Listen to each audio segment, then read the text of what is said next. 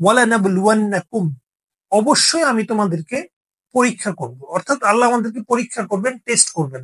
আল্লাহ নিজে আমাদেরকে আগে আগে বলে দিচ্ছেন। তারপর কি বলছেন? বিশাই ইম মিনাল খাউফ, আমি তোমাদেরকে পরীক্ষা করব কিছু ভয় দিয়ে। অর্থাৎ আপনি যদি কোনো কিছু নিয়ে ভয় থাকেন, ধরেন আপনার সন্তান আজকে খুব বেশি পরিমাণে অসুস্থ, আপনি তাকে হারানোর ভয় করছেন, তাহলে এই আয়াতটি আপনার জন্য।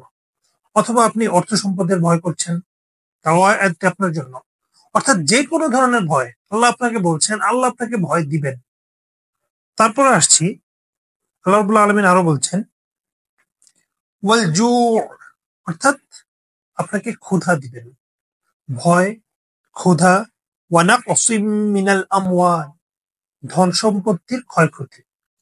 অর্থাৎ আপনার যা উপার্জন আছে, আপনার যা আয় বরকত আছে, যা ছিল, যা আছে, যে কোনো ধরনের ধন সম্পত্তি আপনার ক্ষয়ক্ষতির মোকাবেলা করতে হবে।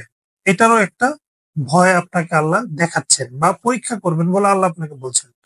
আর কি বলছেন? ওয়াল আনফুসি ওয়াস সামারাত, আর ক্ষয়ক্ষতি হচ্ছে আপনার জানের এবং মালের। অর্থাৎ আপনার নিজের জীবন নিয়ে আপনি শঙ্কায় আছেন, সেটাও আপনার জন্য একটা পরীক্ষা হতে পারে। একই সাথে আপনার জন্য পরীক্ষা হতে পারে ওয়াস সামারাত, অর্থাৎ আপনার ফসল ফলাদি। অর্থাৎ যদি ধরে নিতে পারেন আপনি একজন ব্যবসায়ী, আপনার ব্যবসার ক্ষয়ক্ষতি, সেটা দিয়ে আল্লাহ আপনাকে পরীক্ষা নিতে পারেন। আমি আয়াতের ব্যাখ্যা একটু পরে আসছি, তাফসির ইবনে কাসির থেকে আমি জাস্ট কয়েকটা কথা বলতে চাই, ওটাকে আমি লাস্টে আসছি। আর অনুবাদটা শেষ করে নিচ্ছি প্রথমে।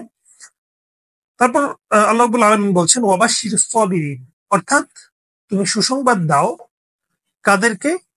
যারা ধৈর্যশীল, যারা ধৈর্য ধারণকারী, তাদেরকে সুসংবাদ দাও। এই আয়াতটিতে আল্লাহ রাব্বুল আলামিন যা বলে আমাদেরকে আসলে বলতে চেয়েছেন, সেখানে আমি আসলে একটা জিনিস আপনাদেরকে একটু ভাবাতে চাই। দেখেন তো, ধরেন আপনি কোন একটা সার্টেন বিপদে পড়ে গেলেন, আপনার কাছে ধরেন হাতে কোনো 10,000 টাকা আছে। এই 10,000 টাকা, আপনার কোনো একটা প্রবলেম হলো, আপনার ইনস্ট্যান্ট 10,000 টাকা চলে গেল, আপনি অনেক বেশি পরিমাণে বিপদে পড়ে গেলেন, তাই না? এত বড় বিপদে যে আপনি পড়লেন, সেটার জন্য প্রিপেয়ার ছিলেন না।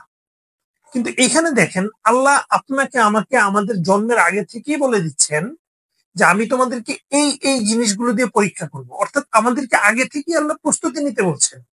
অর্থাৎ আপনি এখন যে বিপদে আছেন, আপনি প্রিপেয়ার্ড থাকেন। অবশ্যই আপনি যদি ইমানদার হন, আল্লাহ আপনাকে আমাকে পরীক্ষা নিবেন। আর সেই পরীক্ষার বিষয়গুলো কি কি? ওয়ালানাবলুওয়ান্নাকুম বিশাইইম মিনাল খাউফ, ভয় দিয়ে।